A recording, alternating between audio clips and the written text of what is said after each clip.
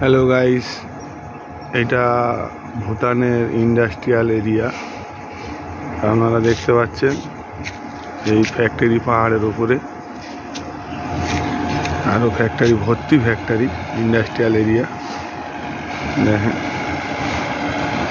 আমরা উঁচুতে দাঁড়িয়ে আছি, নিশ্চয়ই গাড়ি উঠছে। এটা পুরোটা ইন্ডাস্ট্রিয়াল এরিয়া, পুরো ইন্ডাস্ট্রিয়াল এরিয়া। কয়েক হাজার ফ্যাক্টরি এখানে আছে।